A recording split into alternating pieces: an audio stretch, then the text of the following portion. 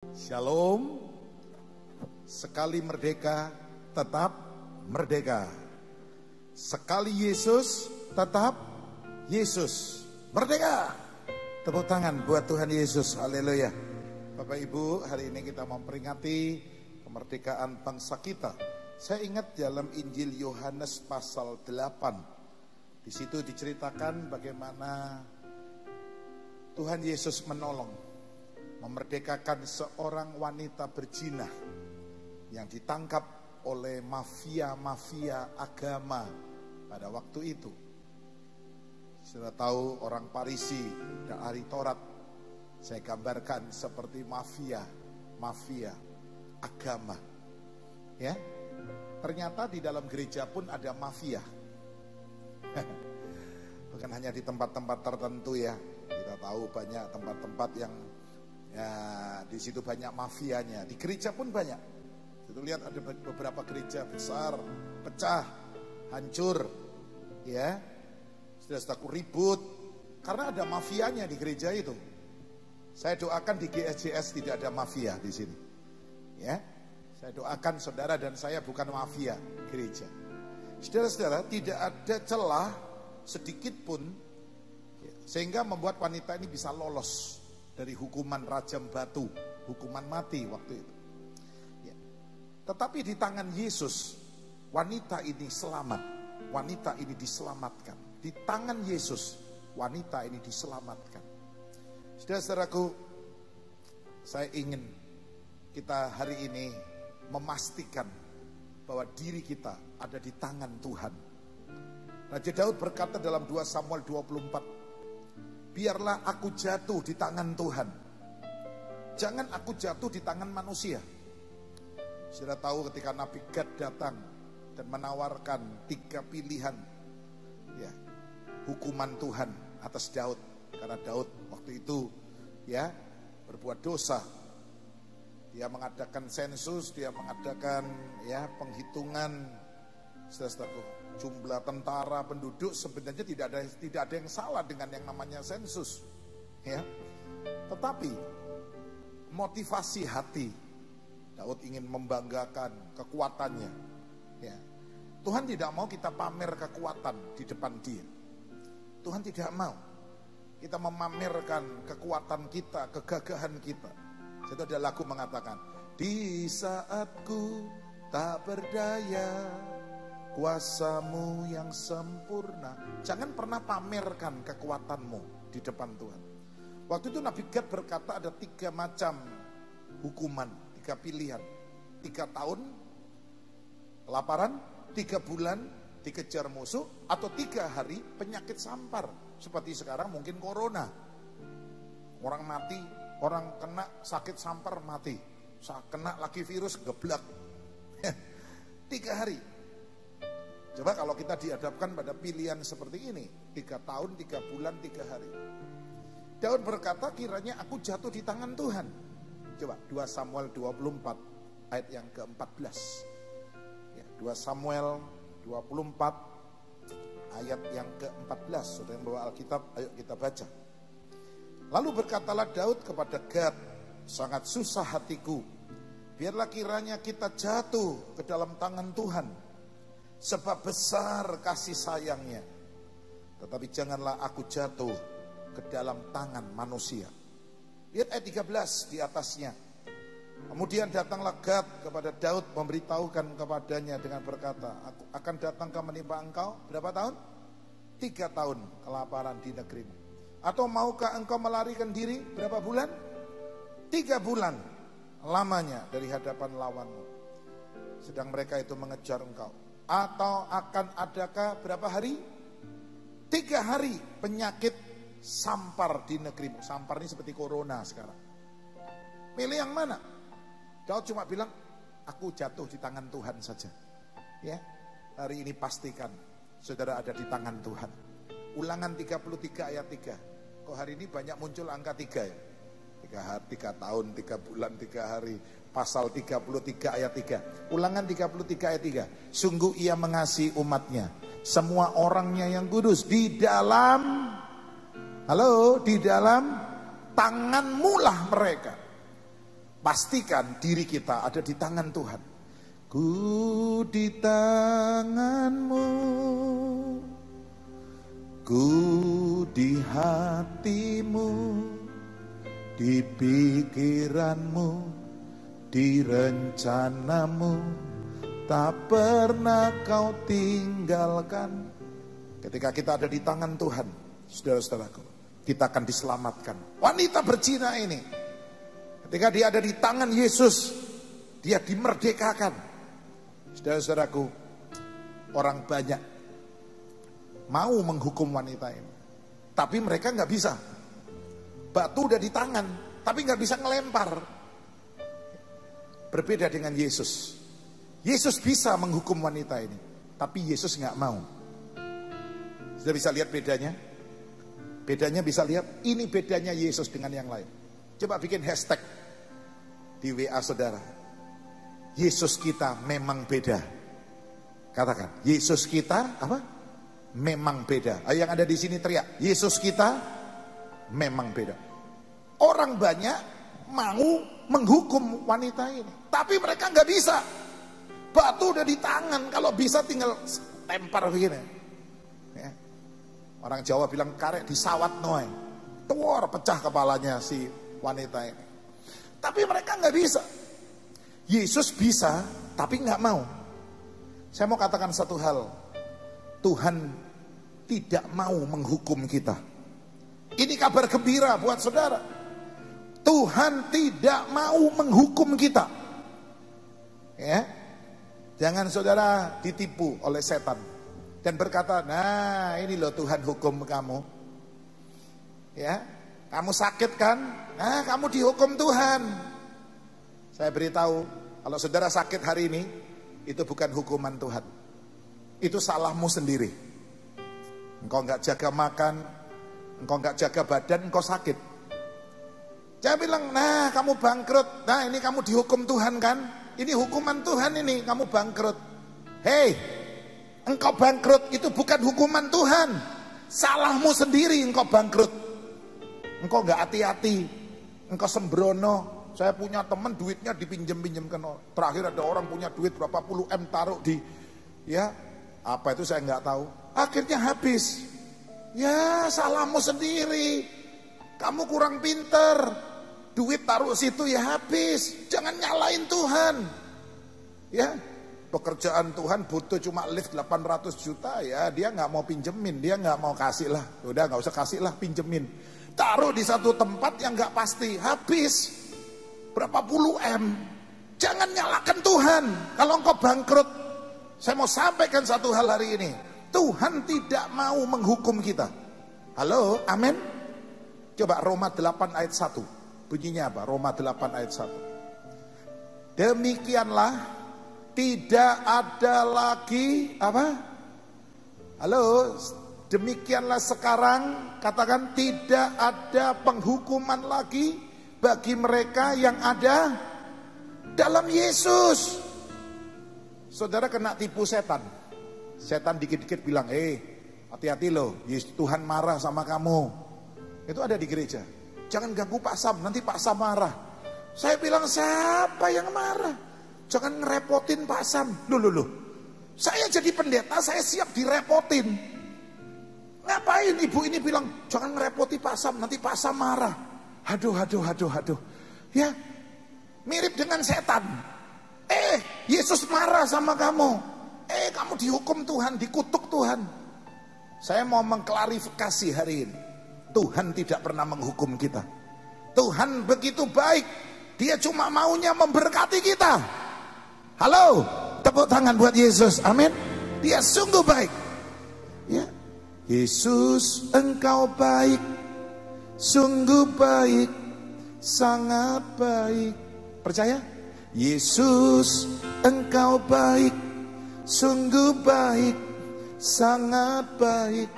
Kasih-Mu tak berkesudahan, kasih-Mu kekal selamanya. Sebab itu saudara, kita mesti ngerti tipu muslihat iblis. Kata Paulus, supaya iblis tidak memperoleh keuntungan. Ya, Kita mau bikin iblis bangkrut. Iblis itu kurang ajar. Dia mau menipu kita. Situ ada nyanyian. Ya, apa? Kita buat iblis gemetar, kalahkan apa? Tipu dayanya dengan kuasa namanya. Saya ulangi. Kita buat apa? Iblis gemetar, kalahkan tipu dayanya dengan kuasa namanya. Nama Yesus menara yang kuat. Tuhan tidak pernah menghukum. Tuhan datang ke Taman Firdaus bukan untuk menghukum Adam dan Hawa. Enggak. Tuhan justru bawakan pakaian. Tuhan begitu baik. Tuhan tanya, Adam, di mana kamu? Aku telanjang, Tuhan. Aku telanjang. Tuhan tanya, kenapa kamu? Siapa yang beritahu kamu telanjang? Kamu sudah makan? Iya, Tuhan. Tuhan nggak bilang, sini, ayo, siap, buka pantatmu, saya pecut kamu. Karena ada hukuman cambuk itu di beberapa bagian daerah, hukuman cambuk. Tuhan nggak pernah nyambuk Adam dan Hawa. Tuhan bilang, sini, saya beri kamu pakaian, nak, pakai supaya nggak kelihatan kemaluanmu. Tuhan baik, saudara. Sebab Tuhan baik. Angkat tangan, saudara. Bahwasanya untuk selamanya kasih setianya. Sebab Tuhan baik. Yang di rumah angkat tangan. Bahwasanya untuk selamanya kasih setianya. Bisa beri tepuk tangan buat Allah kita. Katakan merdeka. Haleluya. Yesus bertanya kepada wanita ini, adakah orang yang mau menghukum engkau? Wanita ini menjawab dalam Yohanes 8 ayat 10 dan 11. Tidak ada Tuhan. Bukan Tuhan tidak ada. Hati-hati, banyak ayat dipelintir. Loh, lihat Tuhan gak ada. Loh, yang gak ada itu orang yang mau menghukum wanita ini. Bukan Tuhan tidak ada. Hati-hati ya. Seperti di Matius pasal 7 dikatakan, bukan Yesus berkata, aku berkata kepadamu, bukan orang yang berseru kepadaku Tuhan, Tuhan, yang masuk kerajaan surga. Lalu dipelintir. Loh, lihat, Yesus aja gak mau disebut Tuhan. Kalau orang menyebut Yesus gak bisa masuk surga. Loh. Kok dipelintir ayat ini? Kalau iman saudara gak kuat, gak ngerti firman, terpengaruh. Iya ya, Yesus aja gak mau. Bukan orang yang menyebut aku Tuhan masuk surga. Loh, Yesus aja gak mau disebut Tuhan. Aduh, ini pelajaran-pelajaran sesat yang melintir ayat. Saya ingin saudara tetap yakin, Yesus itu Tuhan. Yesus Kristus Tuhan. Yes, katakan. Yesus Kristus Tuhan. Katakan yes. Amin. Tuhan tanya kepada perempuan ini, adakah orang yang mau menghukum engkau? Tidak ada, Tuhan. Kenapa Tuhan perlu tanya? Tuhan tahu nggak? Kalau memang udah nggak ada, Tuhan tahu. Kenapa Tuhan perlu tanya? Karena sebenarnya, saudara boleh catat, saya tulis, Tuhan sedang memberi kesempatan kepada wanita berzina ini untuk mengucapkan kata-kata, untuk mengucapkan apa? Kata-kata yang tidak berisi hukuman kepada dirinya sendiri. Tuhan ingin wanita ini mengucapkan kata-kata yang tidak berisi hukuman kepada dirinya. Nggak ada Tuhan yang hukum saya. Tuhan ingin dia berkata kepada dirinya, ya, bahwa aku nggak dihukum. Saya tulis lagi, saya ulangi. Tuhan memberi kesempatan kepada wanita ini untuk berkata-kata, mengucapkan kata-kata yang tidak berisi hukuman kepada dirinya sendiri. Kalau kita mau jujur, saudara, seringkali kita menghukum diri kita sendiri lewat kata-kata. Saya punya teman, kalau lihat cermin dia selalu bilang gini, sialan. Dia berkata kepada dirinya sendiri, sialan. Ada lagi teman yang lain, setiap kali lihat dia bilang, jelek. Dia hukum dirinya. Dia berkata, saya memang sial. Saudara saya yang satu kawin dengan orang kaya, yang satu lagi kawin dengan pengusaha konglomerat, punya pabrik. Aku memang apes, punya suami seperti ini, punya istri seperti ini. Ya, dia hukum dirinya. Hari ini saya mau katakan, berdamailah dengan dirimu sendiri. Seringkali kita sudah berdamai dengan Tuhan. Seringkali kita sudah berdamai dengan sesama kita. Tapi hari ini dalam peringatan kemerdekaan bangsa Indonesia, berdamailah dengan dirimu sendiri. Hari ini Tuhan mau pulihkan saudara, sehingga engkau punya hubungan yang baik dengan dirimu sendiri. Banyak orang membenci dirinya, menghukum dirinya, mengata-ngatai dirinya. Hari ini saya mau beri PR buat saudara. Saudara nanti sampai di rumah, atau yang sudah di rumah, berdiri depan kaca, pegang hidung saudara, bilang gini, pesek-pesek ngene, aku dicintai Tuhan. Halo, amin. Tepuk tangan buat Allah kita. Jangan hukum dirimu. Tuhan memberi kesempatan kepada wanita ini untuk mengucapkan kata-kata yang tidak berisi hukuman kepada dirinya sendiri. Saudara-saudaraku, hari ini Tuhan ingin kita dipulihkan. Halo, amin. Bukan hanya sekedar hubungan suami istri, bukan hanya sekedar hubungan saudara kakak dengan adik, orang tua dengan anak, menantu dengan mertua, teman dengan teman. Tapi berdamailah dengan dirimu sendiri. Yesus berkata, kasihilah sesamamu manusia seperti dirimu sendiri. Engkau gak bisa mengasihi orang lain kalau engkau gak mengasihi dirimu. Ingat, hubungan kita dengan orang lain ditentukan oleh hubungan kita dengan diri kita sendiri. Saudara-saudaraku, Yesus menolong perempuan berzina ini. Kenapa saya bahas Yohanes 8? Karena Yohanes 8 ini adalah pasal kemerdekaan. Coba buka Yohanes 8 ayat 32. Yohanes pasal 8 ayat 32. Kita baca ayat ini. Saya ingin saudara lihat ada pasal kemerdekaan. Merdeka! Halo, merdeka! Yohanes 8 ayat 32. Saudara mesti semangat tuh. Saya udah jam 7 tadi khotbah. Mulai pagi jam 7 udah khotbah saya. Tetap semangat ini. Ya, merdeka! Amin. Yohanes 8:32, 23. Dan kamu akan mengetahui kebenaran, dan kebenaran itu akan apa? Memerdekakan kamu. Lihat ayat 36. 23. Jadi apabila anak itu memerdekakan kamu. Ulangi. Jadi apabila anak itu anaknya siapa? Ini pertanyaan, anak itu anak siapa? Yang pasti bukan anak saudara dan bukan anak saya. Anak ini anaknya siapa? Yang memerdekakan kamu. Coba lihat Matius 1 ayat 1, itu jawabannya.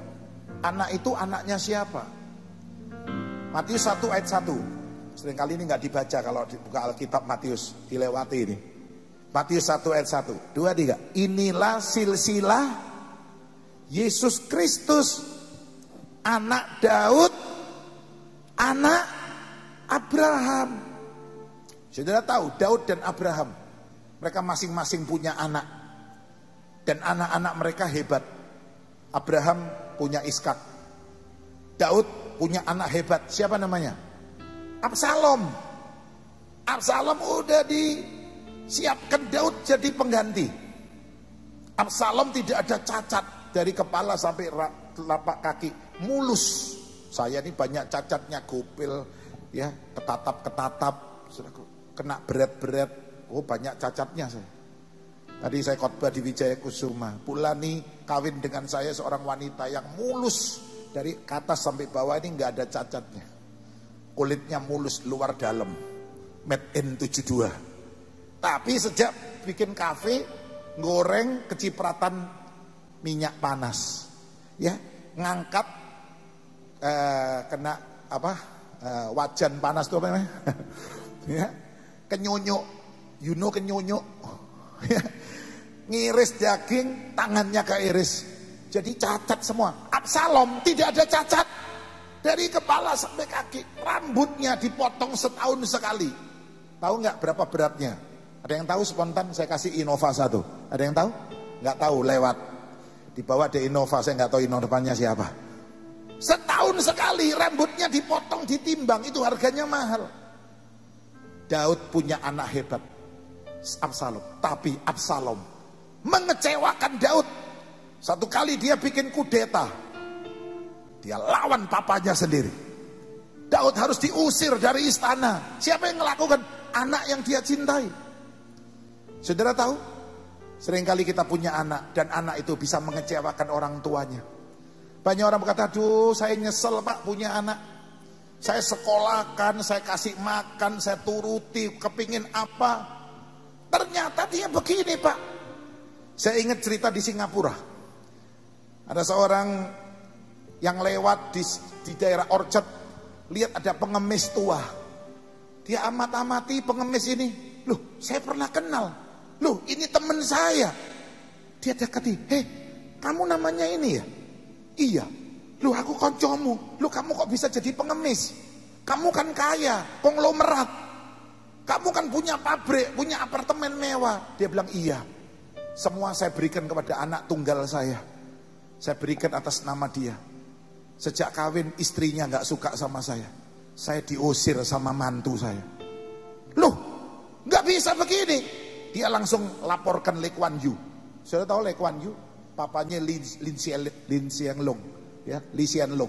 Sekarang Perdana Menteri. Ini teman sekolahnya Lee Kuan Yew ini. Lee Kuan Yew turun. Loh, kan kok iso ngene ya apa iki? Ya bahasa Indonesianya gitu kira-kira. Dia pakai kuoi pasti. Iya, aku diusir. Ambil anakku, mantuku. Soalnya surat-surat rumah sudah tak namakan dia. Langsung Lee Kuan Yew datang ke court. Tahu court?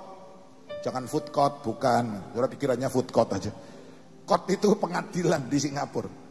Langsung dibalik nama, nggak bisa, batalkan. Kembalikan kepada bapak ini. Ini yang kaya, itu anaknya. Kembalikan, anaknya dipanggil, masukkan ke penjara. Anak satu-satunya yang diberi harta kekayaan bisa mengecewakan. Setelah Lee Kuan Yew bikin peraturan di Singapura. Orang tua yang punya warisan tidak boleh diserahkan kepada anaknya sebelum mati. Tunggu mati dulu baru diserahkan. Kalau enggak kamu bisa diusir sama anakmu. Saudara-saudaraku, saya beritahu, anak bisa mengecewakan engkau. Tapi ada satu anak yang tidak pernah akan mengecewakan kita. Siapa namanya anak itu? Yesus. Tepuk tangan buat Yesus. Jika anak itu memerdekakan kamu, kamu pun benar-benar merdeka. Merdeka. Amin. Tak pernah kecewa mengiring Yesus. Tak pernah kecewa, ku serahkan semua. Yang bisa nyanyi. Berjalan sertanya, semakin bahagia. Tak pernah kecewa, buat selamanya. Jadi saya mau beritahu kepada bapak ibu, jangan berharap sama anakmu ya. Jangan. Saya nggak berharap anak-anak saya. Walaupun anak saya, mantu saya baik-baik. Saya bilang sama istri saya, kalau kita besok tua nggak usah ikut Michael, nggak usah ikut Andrew, nggak usah ikut Timothy. Saya sama istri tua ikut Yesus. Karena dia tidak pernah mengecewakan kita. Amin. Jika anak itu memerdekakan engkau, engkau benar-benar merdeka. Saya mau tutup saudaraku. Oh ini yang terakhir. Saya nggak boleh lama-lama. Nah nanti jam 5 ada lagi ya streaming. Saudara ikuti, beritahu teman-teman yang lain, subscribe di channel ini ya, supaya saudara selalu mendapat info-info jam-jam ibadah. Saudara-saudaraku, Yesus berkata kepada orang banyak, siapa di antara kalian yang tidak pernah berbuat dosa, biarlah dia menjadi orang pertama yang melemparkan batu. Ternyata tidak ada seorang pun yang merasa layak menjadi orang pertama. Mereka pelan-pelan meninggalkan Yesus, mulai dari yang tua dulu. Kenapa mulai dari yang tua? Karena yang tua paling banyak dosanya. Makin tua, makin panjang umurnya, makin banyak dosanya. Saudaraku, poin yang terakhir yang mau saya sampaikan siang hari ini. Hanya Yesus yang layak menjadi orang pertama. Halo, hanya Yesus yang layak menjadi orang pertama. Yang lain gak layak, yang lain tidak. Siapa yang merasa tidak pernah berbuat dosa, Jadilah orang pertama yang melempar batu. Tidak ada yang layak selain Yesus. Layaklah segala bangsa yang bisa nyanyi. Sujud kepadamu. Sebab kau Allah yang kudus. Sebab kau Allah yang kudus. Layak disembah.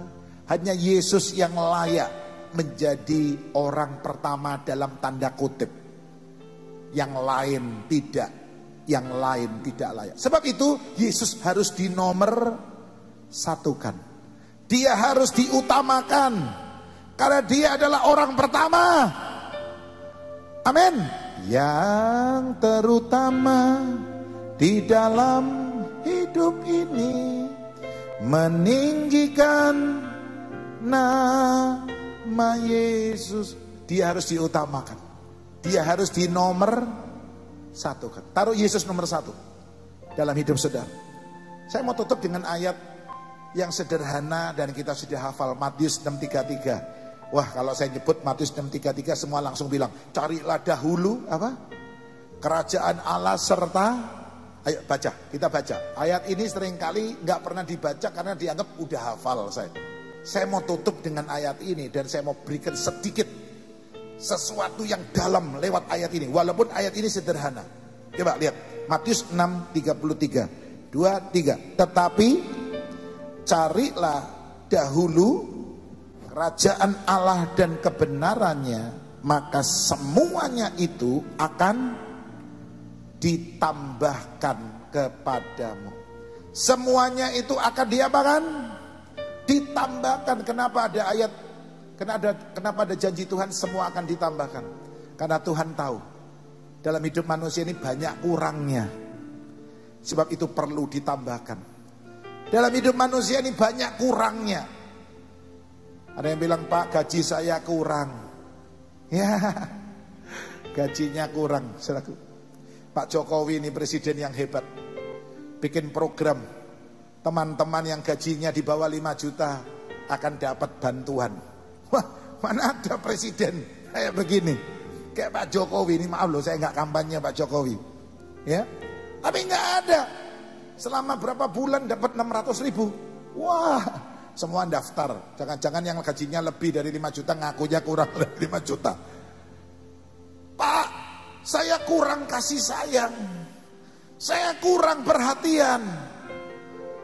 Ada istri yang kurang diperhatikan suami. Hanya sering saya lihat ibu-ibu ini wajahnya jablay, jarang dibelai. Soalnya gak dibelai katanya. Ada yang bilang, Pak, aku ini wis 5 tahun gak pernah dirangkul suamiku. Hah? 5 tahun? Iya, sejak anakku lahir sampai hari ini, Pak. Aku gak pernah dipeluk suamiku. Waduh, Pak, emane, Pak. Peluen, Pak, istrinya. Aku gak pernah dicium, Pak, sama suami saya. Nah, dulu saya pacaran nyolong-nyolong. Ya. Ada nggak papamu, mamamu? Nggak ada. Nyosor aja. Sekarang udah miliknya, nggak pernah dicium. Pak, cium suamimu, istrimu, Pak. Ayo, yang di rumah, mumpung nggak ada yang lihat, cium. Nggak porno, cium suaminya sendiri, istrinya sendiri kok porno. Kalau cium istrinya orang porno, ya. Dalam hidup manusia ini banyak kurangnya. Situ dikatakan segala sesuatu akan ditambahkan. Saudara mau ditambahi Tuhan? Mau ditambahi Tuhan? Kurang sehat ditambahi kesehatan. Kurang duit ditambahi berkat. Halo? Saya doa terus, Tuhan, aku iki bangun Tuhan. Pak Beni udah nunggu kapan beli keramik Pak Sam 400 juta. Saya sembahyang terus. Ya, Pak Insinyur Yurianto, Pak ini liftnya sudah mau datang tuh. 860 juta. Ya Pak, sabar Pak, sabar. Tuhan, aku kurang Tuhan. Engkau janji menambahi. Halo, amin. Amin. Tuhan bisa gerakkan siapa saja. Itu aja saya yakin. Nah, tapi ada syaratnya, saudaraku. Kalau mau ditambahi ada syaratnya. Yang pertama, carilah. Apa, saudaraku? Carilah. Coba Matius 6:33 dibaca sekali lagi. Oh, ayat ini dahsyat. Ya, saya nggak pernah khotbah ayat ini kan. Karena dianggap, ayat ini sudah hafal saya. Tapi ayat ini dahsyat. Baca sekali lagi. Tetapi carilah. Ini syaratnya, carilah. Ya. Bukan seperti kita cari kacamata kita. Saya ini ketinggalan kacamata putih. Saya mestinya pakai kacamata ini. Ini juga ukuran, tapi untuk naik mobil. Ya, yang tadi saya cari nggak ketemu. Tapi saya lepas saja kalau saya pakai ini, saudara nggak dengar firman.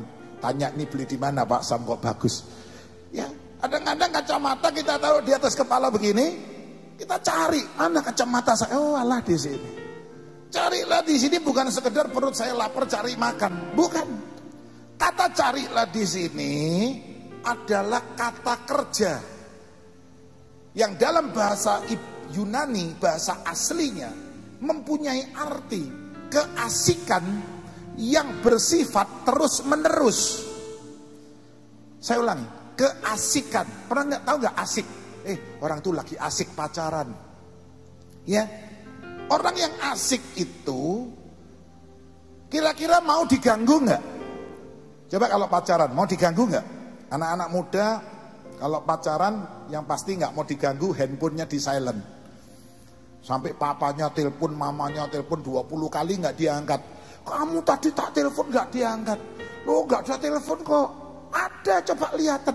Ternyata di silent. Kenapa di silent? Nggak mau diganggu, orang asik. Coba saudara punya anak main game. Anak-anak umur 3 balita sudah pegang HP, main game. Saudara, kalau dia lagi asik main game, kira-kira mau diganggu nggak? Kalau diganggu ngamuk dia, nangis.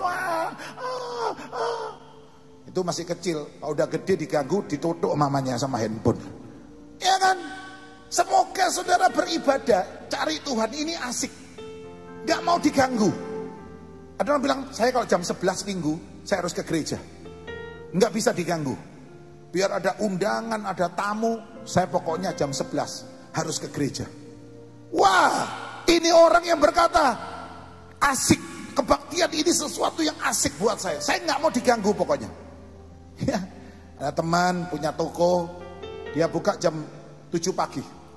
Begitu jam 11 mau kebaktian dia tutup setengah 11. Jam 1 selesai dia buka lagi. Satu kali dia mau tutup, datang langganan dari luar pulau. Dia punya toko grosir. Ya, langganannya bilang saya mau beli hari ini, tapi saya bawa uang kontan, dibukakan koper, uang 100 ribuan. Saya mau bayar cash. Ya. Yang punya toko bilang apa? Ibu ini, maaf, saya waktunya ke gereja. Loh, ya saya tutup dulu, kalau bapak mau beli nanti ya, jam 1 balik. Ngamuk yang pelanggan ini. Kalau ibu tutup ke gereja dulu, saya pergi ke toko lain. Ibu ini bilang apa? Ya sudah, nggak apa-apa. Kalau bapak nggak mau nunggu, ke toko lain silakan. Dia datang ke gereja. Dia bilang ini nggak mau diganggu. Pokoknya jam ibadah ini saya nggak mau diganggu. Kira-kira kalau saudara bagaimana? Mau tutup toko ke gereja, ada orang bawa uang 1 koper. Kira-kira ditutup atau ngeladeni dulu? Wes Tuhan, sorry ya, tak disikno iki sik lho Tuhan. Minggu depan lah pendeta nih khotbah mana ya Tuhan. Ya, udah. Dia bilang enggak. Dia ke gereja, dia nyanyi sukacita. Kira-kira saudara bisa sukacita enggak? Kebayang-bayang di LCD ini kelihatan duit semua. Yo, mang duit sak koper ku piro iku mang. Ya, dia nggak peduli, dia sukacita, dia nyanyi. Jam 1 dia buka toko, waktu dia datang dia kaget. Pelanggan itu nunggu di depannya. Loh, Pak nunggu? Iya. Saya lihat kamu hebat sama Tuhanmu. Kamu luar biasa sama Yesusmu. Jadi aku tergerak untuk nunggu kamu. Gak beli di toko yang lain. Beri tepuk tangan buat Allah kita. Carilah dahulu. Artinya suatu keasikan. Orang asik itu artinya ada sesuatu yang diminati dan dinikmati. Catat kata asik. Kita suka ngomong asik tapi gak ngerti artinya. Sesuatu yang dinikmati dan diminati. Itu asik. Saya ingat Daud pernah berkata dalam Mazmur 27 ayat 4. Dan menikmati baitnya, dan menikmati kuasanya, dan menikmati mati kasihnya. Kita buka Mazmur 27 ayat 4. Kita nyanyi dari lagu ini. Naikkan satu. Mazmur 27 ayat 4. Coba kita nyanyi. Satu hal telah ku minta kepada Tuhan, itulah yang ku ingini. Yes.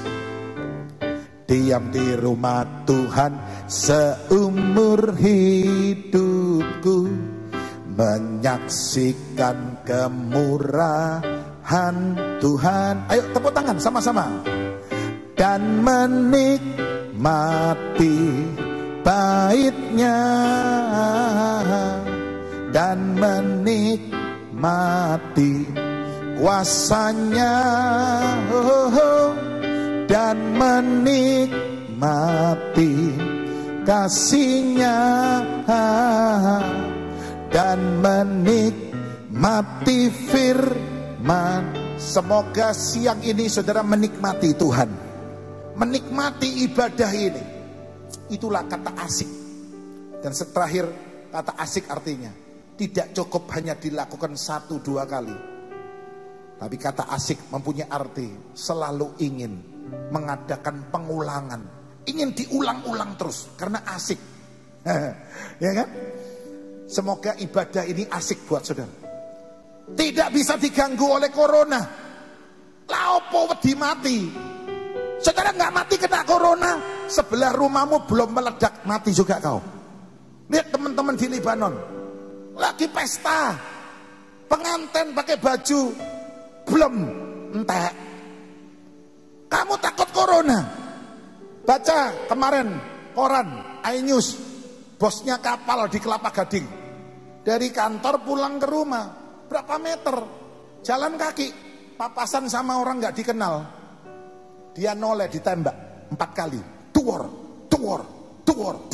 ngeletak mati. Ngapain you takut mati? Saya lihat yang datang siang ini, wajah-wajah yang berani mati ini dan siap mati semua ini. Lah opo takut mati? Baca koran, tukang parkir di Jakarta waktu hujan kesambar petir, mati. Saya bingung orang Kristen ini. Mau jadi apa ini? Nunggu vaksin. Pak, kalau ada vaksin saya mau ke gereja. Saya beritahu ya, vaksin 7 bulan lagi. Tahun depan April baru kau ke gereja. Itu kalau berhasil.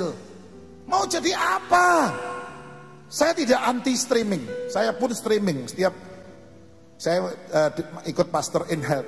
Ya, kalau Koko Michael Sela udah jalan, Koko Andrew Senin, Rebu, Jumat saya ngisi Selasa, Kamis. Saya suka juga streaming online. Tapi ibadah ini perlu. Gereja udah dibikin kayak begini. Ya, sudah dibikin jarak distancing ini. Kayak ruangan ujian waktu saya EPTA dulu SD. Sudah pakai masker, sudah pakai cuci tangan. Ya, pakai hand sanitizer. Masih takut. Haya. Tuh remar ya anak-anak. Takut apa kau? Hah? Ke mall berani, jalan-jalan berani, nang gereja gak wani. Aduh, saya kadang-kadang pikir Tuhan bisa nangis loh, lihat ini. Tuhan nangis. Bu Hedi nih loh hamil, berani. Ya, kok Handi Cek Juliana itu kurang berapa bulan melahirkan, datang. Akhirnya Tuhan istimewakan. Mestinya Agustus Juli udah lahir. Saya pikir luar biasa, dulur-dulure sing gak metengai wani, gak wani. Ini hamil tua berani. Orang-orang seperti ini yang dicari Tuhan. Ayo, beritahu yang lain.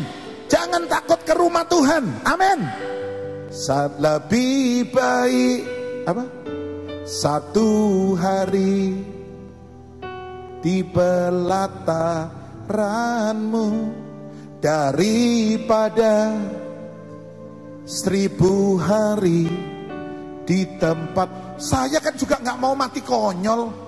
Istriku ayu, anak-anakku, mantuku hebat-hebat. Maaf, bukan sombong. Saya punya gereja, punya hotel, punya restoran. Mosok aku apa mati? Hah? Saudara-saudaraku, saya masa mau mati konyol? Ngapain you takut? Ayo bangkit. Minggu depan kalau diadakan nggak online offline, saudara datang. Halo, amin. Saya bilang sama Pastor Michael, kenapa nggak dimulai? Sudah dikasih tahu pelayan-pelayan Tuhan boleh datang, nggak ada yang berani datang. Haya, ayo, jangan takut. Kembali kepada kasih mula-mula. Yesus sudah hampir datang. Beri tepuk tangan buat Allah kita. Amin. Kalau kau nggak mati kena corona, mati kena yang lain nanti. Ya, saya kagum dengan ininya YouTube-nya Gilbert sama seorang dokter. Dia bilang apa?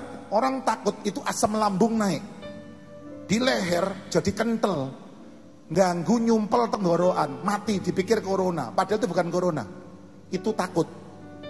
Ketika kau takut, asam lambungmu naik, bisa mati mendadak. Yaitu Donald Trump bilang apa di Amerika? Di luar mati kena corona, dalam rumah mati ketakutan. Wes dibuka aja lockdownnya, dicul aja. Ya, hidup matimu di tangan Tuhan.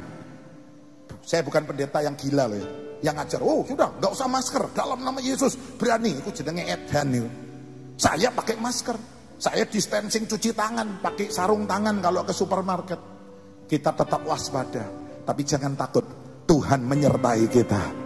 Dan terakhir sebagai penutup, kalau ini tak terus ente-ente khotbah. Terakhir, carilah dahulu. Nah, kita bahas kata dahulu. Ya, dahulu itu artinya dalam bahasa aslinya menunjukkan sikap hati yang menempatkan Tuhan di atas segala-galanya. Carilah dahulu sikap hati yang menempatkan Tuhan di atas segala-galanya. Saudara, cari uang itu penting, tapi cari Tuhan itu yang terpenting. Cari jodoh itu penting, tapi cari Tuhan itu yang terpenting. Saudaraku, gereja butuh uang. Kalau nggak ada duit nggak bisa streaming ini. Pastor Michael nih bayar internetnya aja berapa ini? Ini nggak gratis, ya. Belum bayar tempatnya, bayar dan lain-lainnya. Kita semua perlu uang, tapi cari uang itu penting. Cari Tuhan itu yang lebih penting. Cari Tuhan itu yang terpenting. Cari jodoh penting. Ada satu orang minta tolong adiknya dicarikan jodoh. Sudah kepala 4. Pak, carikan ya Pak. Oke, tak carikan. Saya ingat ada satu ibu punya adik perempuan juga kepala 4. Oke, tak telepon. Bu, adiknya belum punya pacar? Belum. Pendeta ini ngelangkep mak jomblang. Tadi makelar. Saya sampai bilang, wah ini saya mestinya bikin persekutuan EM. Tahu EM? Eliezer Ministry. Eliezer itu nyarikan jodoh buat Iskak. Ya, anak tuannya Abraham. EM, Eliezer Ministry. Saudara-saudaraku, cari jodoh itu penting, tapi cari Tuhan jauh lebih penting. Pemain musik boleh naik. Karena banyak yang penting dalam hidup ini, sehingga manusia melupakan yang terpenting, yaitu Tuhan. Hari ini jangan lupakan Tuhan. Saya tulis itu karena banyak yang penting dalam hidup ini. Oh mungkin gak ada, ya, sehingga manusia melupakan yang terpenting. Biarlah hanya Tuhan yang terpenting dalam hidup kita. Uang penting, kesehatan penting, jodoh penting, karier penting, ya, bisnis penting. Tapi Tuhan itu yang terpenting. Tepuk tangan buat Tuhan kita yang terpenting. Haleluya.